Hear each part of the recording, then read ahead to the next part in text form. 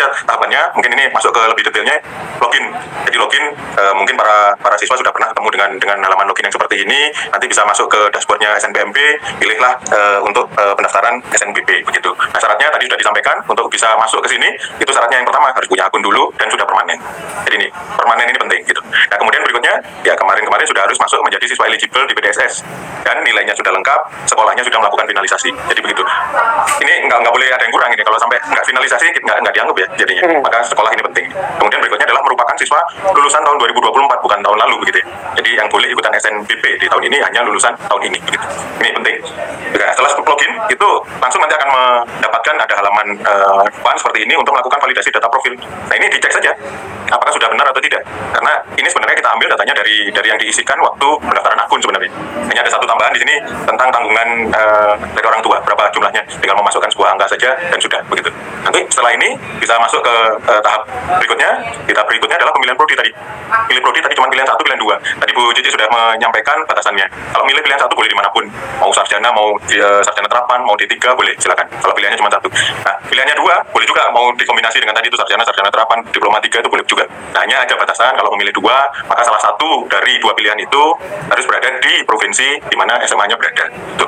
Jadi kalau misalnya saya dari Jawa Barat misalnya, maka salah satu di antara 2 pilihan itu harus berada di provinsi Jawa Barat. Seperti itu. Nah, tapi jangan khawatir, aplikasi sudah membuat sedemikian rupa sehingga Anda dipaksa untuk mengikuti aturan itu gitu. Jadi tidak mungkin Anda akan keluar dari aturan itu.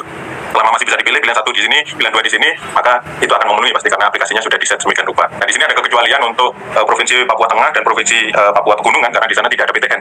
Jadi dia diberi keleluasan untuk memilih salah satu prodinya adalah di Papua ya. Papua. Kemudian kalau sudah, akhirnya Anda kan sudah misalnya seperti ini, ininya pilihannya, kemudian tinggal masukkan saja bahwa ini sudah oke disimpan begitu. Itu tahap yang berikutnya, ini cepat, nggak akan lama untuk melakukan ini, asal pilihannya sudah dari awal sudah ditentukan, sudah pasti gitu ya. Kalau masih mikir-mikir, itu lama mikirnya. Oke, nah berikutnya pengisian portofolio. Nah, ini yang disampaikan oleh Pak Syarif tadi. Jadi di sini nanti tergantung dari pilihan yang tadi disebutkan, itu sistem sudah mengecek apa persyaratan dari prodi tersebut. Kalau dia memang mensyaratkan tadi portofolio olahraga, maka ya di sini akan langsung muncul portofolio olahraga yang harus diunggah begitu. Kalau tadi seni, ya akan disesuaikan seni musik atau seni yang lain. Seperti itu. Nanti ini akan menyesuaikan dan jumlah file yang harus diunggah juga akan sesuai dengan persyaratan yang tadi disebutkan oleh Pak Syarif gitu. Tinggal upload saja di sini. Tuh, tahap berikutnya. Kemudian pengisian prestasi yang harus dipilih di sini. Prestasi itu hanya 3 sebenarnya. Jadi kalau kebetulan siswa ini punya prestasinya segudang begitu, harus dipilih 3 yang terbaik lah begitu, yang kira-kira bisa merepresentasikan prestasi Anda sesungguhnya begitu ya. Sehingga nanti kalau itu prestasinya akan dikirimkan ke PTN, maka PTN akan bisa melihat oh ini memang Anda potensial untuk masuk sebagai mahasiswa di sana seperti itu. Jadi silakan dipilih 3 yang terbaik. Nah, kemudian di sini dibatasi bahwa prestasinya itu minimal adalah di level kabupaten kota ya. Jadi tidak boleh prestasi yang lebih rendah di tingkat kecamatan misalnya atau di tingkat kelurahan atau di tingkat sekolah, itu tidak boleh dimasukkan ke sini. Jadi tidak perlu juga kalau misalnya Anda tidak punya prestasi yang di level kabupaten kota ke atas, artinya mungkin di tingkat provinsi atau nasional atau internasional seperti itu.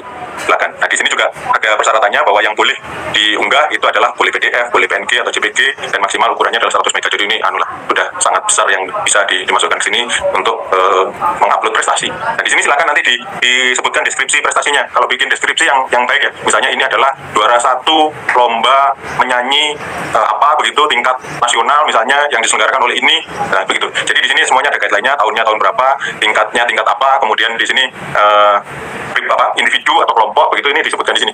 Supaya nanti perguruan tinggi kalau melakukan seleksi ini sudah mudah mengklasifikasikannya seperti itu. Jadi silakan ini dideskripsikan, dipilih sesuai dengan prestasi yang diunggah gitu. Nah, setelah prestasi, yang terakhir adalah finalisasi. Ini tahap yang terakhir. Ini juga cepat sekali ini ya, finalisasi. Jadi silakan ini dibaca dulu.